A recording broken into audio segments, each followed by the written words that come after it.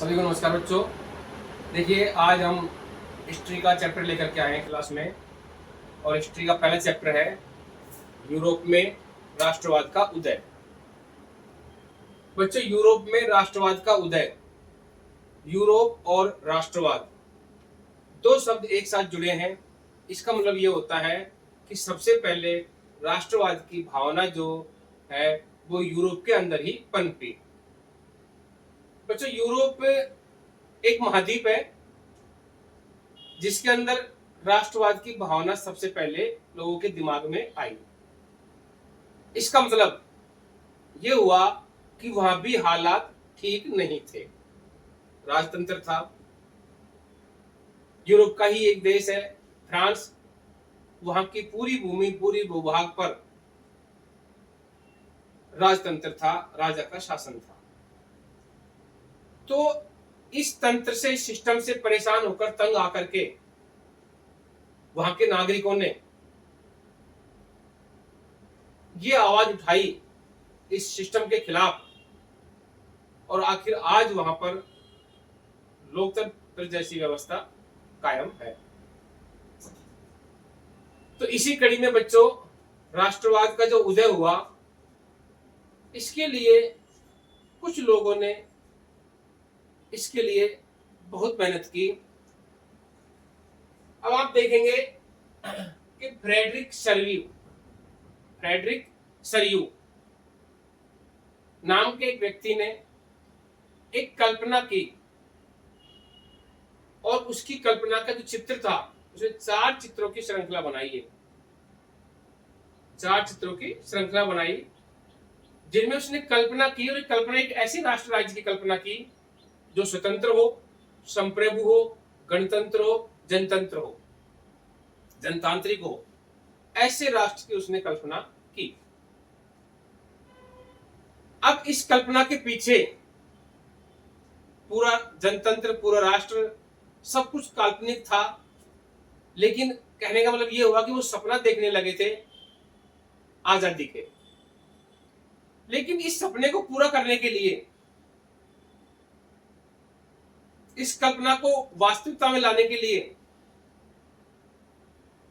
लोगों के दिमाग में ऐसी भावनाओं को जागृत करना था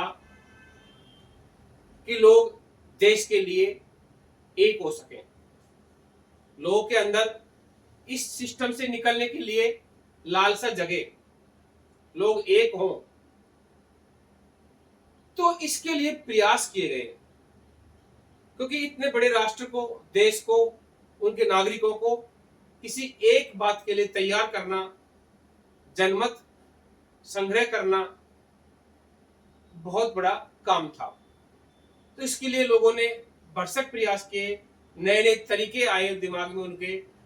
और इसी कड़ी में तो सबसे पहले फ्रेडरिक सरयू ने एक कल्पना की। उसमें क्या किया कि 4 चित्रों की एक श्रृंखला बनाई। उसने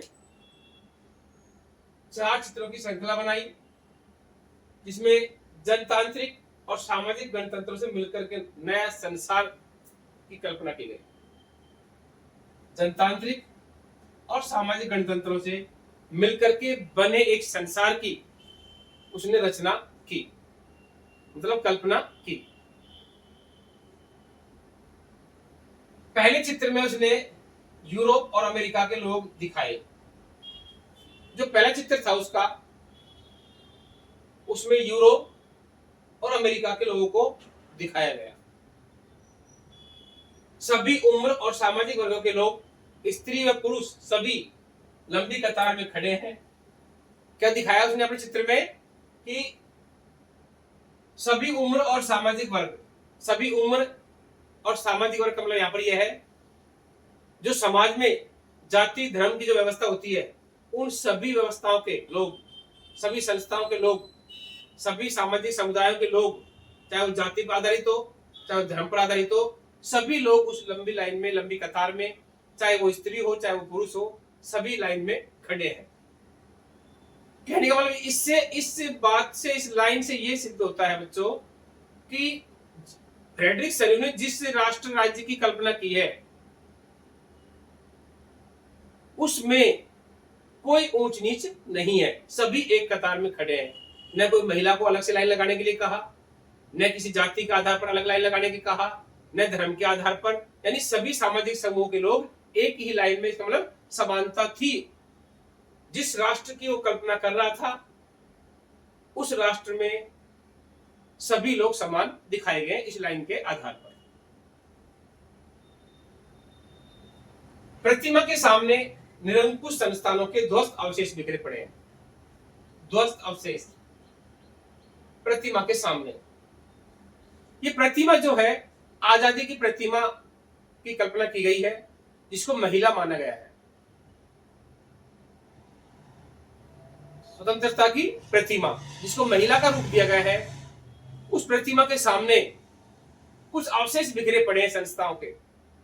और बच्चों को अवशेष जो माने गए हैं वो माने गए हैं पहले की निरंकुश संस्थाओं के। निरंकुश राजाओं का शासन था, तो उनकी जो संस्थाएं थी उनके टूटे बिखरे पड़े अवशेष ये दिखाया गया है। कहने का मतलब ये हुआ कि हमने इकट्ठे होकर के जनतंत्र कायम कर लिया है, और जो निरंकुशवाद था, पहले निरंकुश शासन था, उसकी संस्थाओं को तोड़ मरोड़ कर दिया हमने, तोड़ फोड़ करके सब ध्वस्त कर दिए, सब विनाश हमने कर दिया।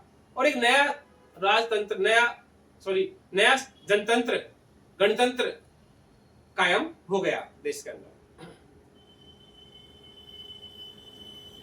सभी लोग अलग अलग राष्ट्रों के समूह में बटे पड़े हैं। सभी लोग अलग अलग राष्ट्रों के समूह में, जाति धर्म के आधार पर नहीं, राष्ट्रों के समूह में बटे पड़े हैं, जिनकी पहचान उनके कपड़े और राष्ट्रीय पोशाक से होती है। ये भी इसमें बताया गया चित्र में कि उन सबकी पहचान जो होती है उनके कपड़े पहने तरीके से और उनकी राष्ट्रीय पोशाक के आधार पर पहचान उनमें होती है। स्वतंत्रता की मूर्ति से आगे इस जुलूस का नेतृत्व कर रहे हैं अमेरिका और स्विट्जरलैंड। इस स्वतंत्रता की मूर्ति के सामने इस जुलूस निकल रहा है, इतनी भीड़ इकट्ठी हो रही है, जो चित्र में दिखा रखी है इतनी भीड़, इसका नेतृत्व, इसका लीडरशिप जो कौन कर रहा है? अमेरिका और स्विट्जरलैंड कर रहे हैं। अमेरिका और स्विट्जरलैंड इस जुलूस का नेतृत्व कर रहे हैं, सबसे आगे हैं, ये पहल कर रहे हैं ये इसके लिए। बच्चों ये उस समय तक राष्ट्र राज्य बन चुके थे, ये दोनों देश जो है उस समय तक राष्ट्र राज्य बन चुके थे, इससे पहले बन चुके थे। मतलब फ्रांस जो क्रांतिकारी तिरंगे से पहचाना जा सकता है, फ्रांस के पास क्रांतिकारी तिरंगा था, उस तिरंगे के आधार उसको पहचान सकते हैं, प्रतिमा के पास अभी पहुंचा है। फ्रांस जो है ऐसी कल्पना की गई है कि तिरंगे के साथ में फ्रांस के लोग वहां पर प्रतिमा के सामने अभी अभी पहुंचे हैं, ऐसी कल्पना की गई है चित्र में। उसके पीछे जर्मनी के लोग काला, लाल और सुनहरा झंडा, काला, लाल और सुनहरा झंडा लेकर के खड़े हैं, हाथ में उन्होंने झंडा थाम रखा है। तो बच्चों इस तरह की कल्पना फ्रेडरिक सरियू ने की है, जिस चित्र का अगर हम निचोड़ देखें तो एक ऐसी कल्पना की गई है, एक ऐसे राष्ट्र की कल्पना की गई है जिसमें उन्होंने ये दिखाया है कि हमने जो निरंकुश शासन तंत्र था, निरंकुश राजतंत्र था, उसको समाप्त करके, तोड़ करके, उसको फोड़ करके, उसका ध्वस्त करके, और हमने एक नया राष्ट्र राज्य बनाया जो स्वतंत्र है, जनतंत्र के आधार पर है और गणतंत्र वहां पर कायम हो चुका है। ऐसी कल्पना इसमें की गई है। अब इसके बाद बच्चों हमने एक चीज देखी कि इस काल्पनिक अभिव्यक्ति में जो राष्ट्रवाद दिखाया गया है, वो राष्ट्रवाद लोगों के दिमाग में पैदा कैसे करना है। ऐसे ऐसे चित्र, ऐसे ऐसे गीत, झंडे, भाषण, कविताएं, कहानियां, किताबें लिखी गई, बनाए गए, जिसके लिए लोग एक हो सके, उसके सामने सबने प्रतिज्ञाएं की, कस्में खाई देश के लिए एक होने की। क्योंकि जब तक ऐसी भावना पूरे देश के नागरिकों में नहीं आएगी, जब तक हम राष्ट्र के लिए, देश के लिए कुछ नहीं कर सकते। ऐसे हालात में अगर हमारे अंदर एकता की भावना नहीं होगी तो ऐसा कोई भी आंदोलन सफल नहीं हो सकता। अब बच्चों हम आते हैं राष्ट्रवाद पर।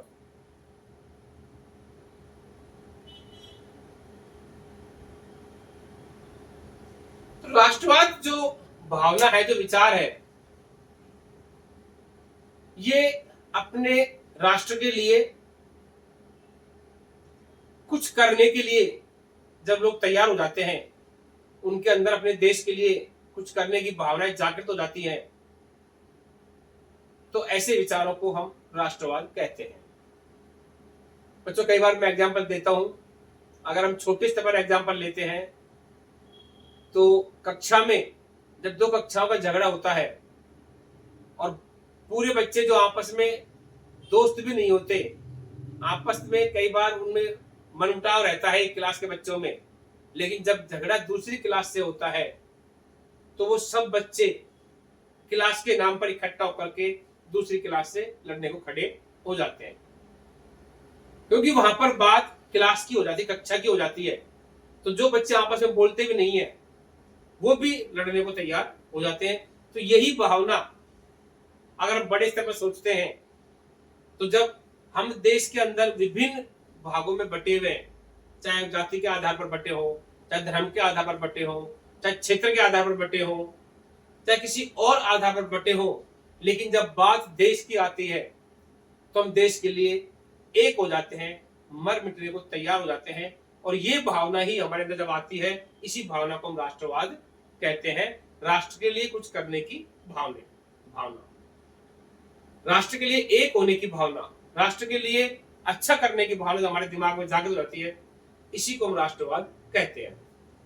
बच्चों, राष्ट्रवाद की पहली जो स्पष्ट अभिव्यक्ति है वो 1789 यानी कि फ्रांसीसी क्रांति में ही उभर करके आई। हमने कक्षा 9 में पढ़ा था कि फ्रांस में समाज 3 भागों में बटा हुआ था। उन 3 भागों में पहला प्रथम एस्टेट,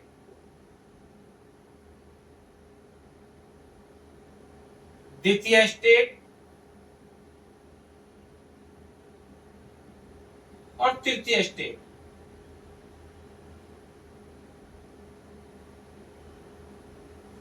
तीन स्टेटों में समाज बटा हुआ था फ्रांस में। इसके सदस्य जो थे बच्चों, वो था पादरी वर्ग। इसके सदस्य थे कुलीन वर्ग,